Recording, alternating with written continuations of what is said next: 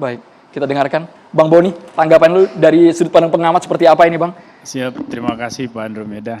Izin Pak Andi, nanti Demokrat biasanya menentukan tuh. Apakah Pak Bestari bisa lari atau tidak. Pertama saya mengapresiasi secara luar biasa pidato Ibu Mega, Ibu Profesor Megawati hari ini.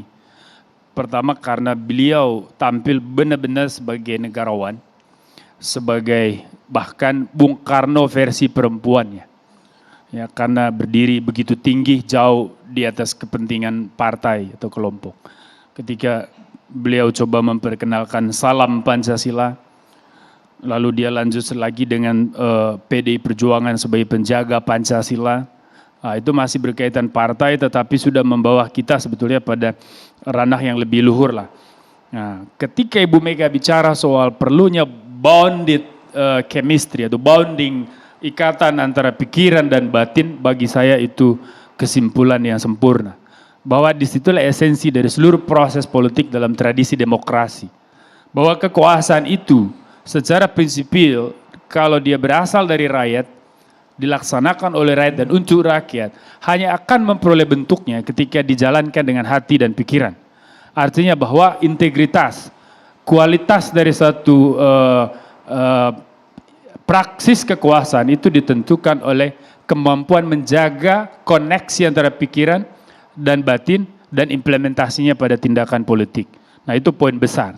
Nah di dalam pembicaraan itu Ibu Mega berulang kali menyebut Bapak Presiden Joko Widodo dan mengakui bagaimana kepemimpinan beliau yang betul-betul turun ke bawah, itu menunjukkan bahwa PDI Perjuangan sudah berhasil mencetak kader dan salah satu contoh adalah Presiden Jokowi. Nah kemudian Ibu Mega bicara soal kaderisasi, disitulah diskusi malam ini dapat relevansinya. Lalu ada tafsiran dari termasuk dari Andromeda dan Maria bahwa ini Nasdem kena sindir misalnya. Ketika Ibu mengatakan ya kita tidak seperti yang lain, mendompleng. Nah, sebetulnya secara teoretis partai politik itu kan memang dibentuk untuk merebut kekuasaan ya Pak Bestaria. Karena tujuannya untuk merebut kekuasaan, maka salah satu fungsi partai politik adalah rekrutmen politik, rekrutmen elit. Jadi siapa mau jadi apa di dalam satu sistem politik, dia harus masuk ke partai politik. Maka orang seperti saya, ya akan sulit gitu misalnya untuk bersaing dengan Pak Bestari, kalau dalam konteks merebut kekuasaan, karena saya tidak punya partai politik. Nah, partai politik dibentuk untuk merebut kekuasaan, ajangnya adalah pemilu. Nah, ada upaya yang namanya kaderisasi, pendidikan politik di dalam internal partai politik. Tujuannya apa? Mematangkan kualitas, skill, kompetensi dari kader. Sehingga nanti begitu ada di dalam ruang kekuasaan, dia mampu menerjemahkan itu kedaulatan rakyat ke dalam praksis kekuasaan yang pro rakyat. Nah, yang terjadi kemudian dalam demokrasi kita banyak praktek selebritis diambil dari panggung sandiwara masukin ke DPR. Pelawak diambil dari panggung masukin ke DPR ya. Terus kemudian YouTuber diambil masukin ke. Nah, ini sebetulnya ciri khas liberalisasi politik dan juga menandai gagalnya proses penguatan dan konsolidasi demokrasi.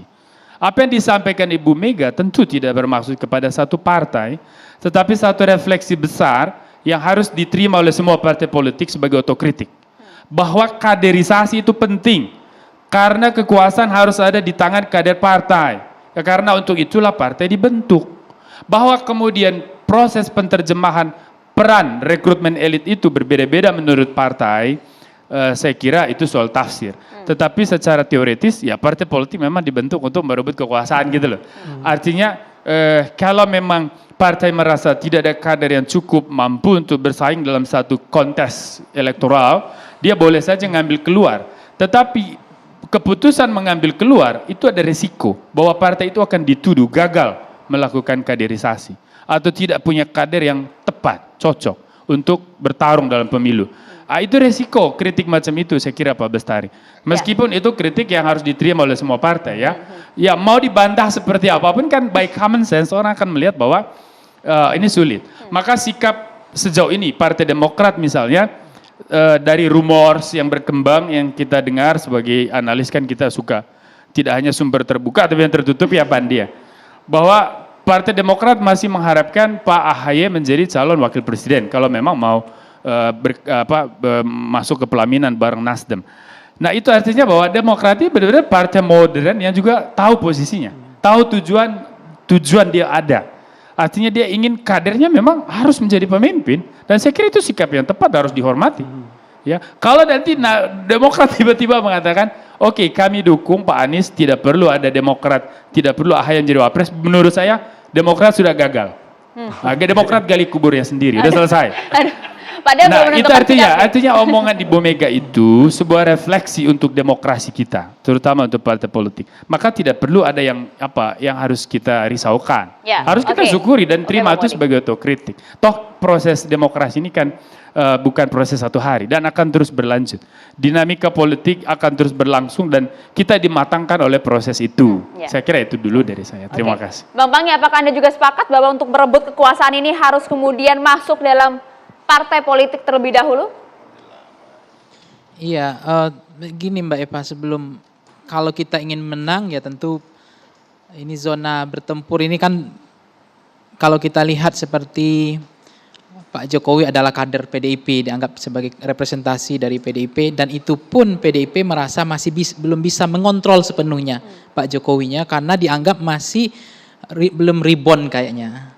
Bonding itu kali ya, menyatunya pikiran Ibu Mega dengan Pak Jokowi. Buktinya, setahu saya kalau ditanya ke PDIP-nya, banyak loh produk undang-undang sekarang yang kader PDIP-nya di satu sisi iya, dia setuju, tetapi di sisi lain ada produk undang-undang yang mereka sebetulnya tidak terima juga gitu.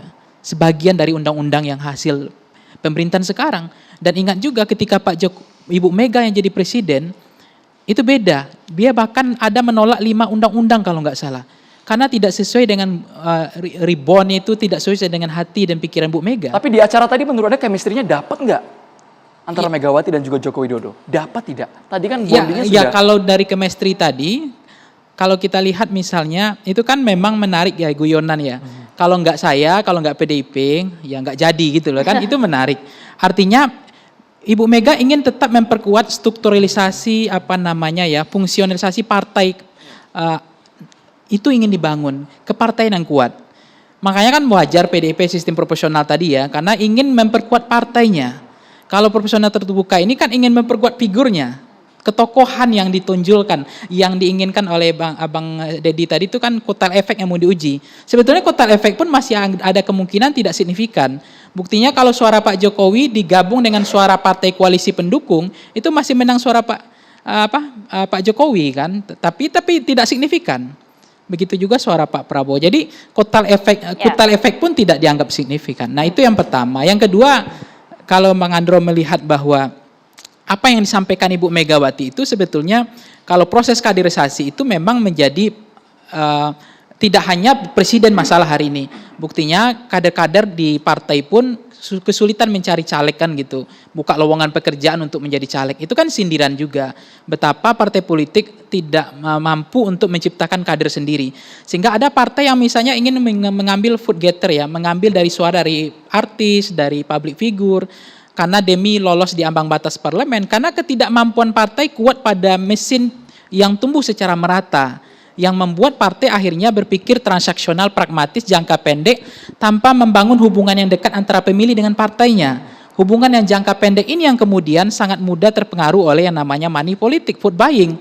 Karena memang mereka nggak merasa dekat dengan partainya. Pemilihnya ya lebih transaksional dan pragmatis. Makanya ditonjolkan Ibu Mega tadi saya pikir itu menarik. Itu adalah soal kaderisasi dan soal ideologi. Sebetulnya kalau Bang Bestari sebenarnya sederhana aja. Saya ingin membantu Bang Bestari. Kalau memang tinggal dibilang aja bahwa memang kemarin waktu ormasnya Nasdem itu memang Pak Anies yang mendeklarasikan. Nah tinggal di akuisisi aja di take over bahwa memang Anies adalah kader Nasdem karena menurut saya pernyataan itu belum keluar sama sekali. Belum keluar karena gini, untuk presiden nggak boleh nggak punya partai. Memang harus sudah partainya, mana ada kecuali jadi gubernur boleh diwakafkan saya milik Jawa Barat, boleh. Ya, itu boleh, itu gubernur. Tapi presiden itu adalah musibah menurut saya kalau nggak ada partainya. Jadi harus masuk partai dulu? Ya, harus masuk partai langsung. Oke, kita tahan di sana dulu ya, Bang. Kenapa masih ragu-ragu gitu Pak Aniesnya? Ini kita presiden. ingin minta statement juga dari Bang Adi Malarangeng dari Demokrat. Usai jeda Bang, tahan dulu sesaat lagi. Aku penasaran dengar Bang Andi.